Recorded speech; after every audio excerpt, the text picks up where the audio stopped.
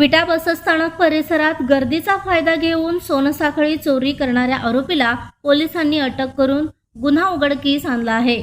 दिनांक 26 ऑक्टोबर 2025 रोजी दुपारी सुमारे 3:30 वाजण्याच्या सुमारास विटा बसस्थानक येथे बसमध्ये चढताना गर्दीचा फायदा घेत अज्ञात चोरट्याने संतोष रघुनाथ जानकर वय 40 राहणार भेंडवडे तालुका खानापूर यांची सोन्याची चेन चोरली होती. या प्रकरणी विटा पोलीस ठाण्यात गुन्हा दाखल करण्यात आला होता.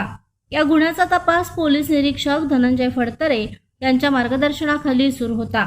दरम्यान गुप्त माहितीच्या आधारे भिवघाट परिसरात सापळा रचून पोलिसांनी पांडुरंग सोन्याबापू मसलकर वय 45 राहणार विजयनगर पाथर्डी तालुका पाथर्डी जिल्हा अहिल्यानगर याला ताब्यात घेतले.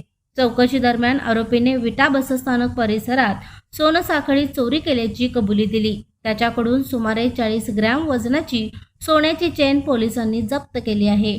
या कारवाईमुळे परिसरातील चोरीच्या घटनांवर आळा बसण्यास मदत होणार असल्याचे पोलिसांकडून सांगण्यात आले आहे. विटा पोलिसांच्या या कामगिरीबद्दल परिसरातून त्यांचे कौतुक होत आहे. प्रशांत कांबळे, अग्रणी न्यूज, विटा.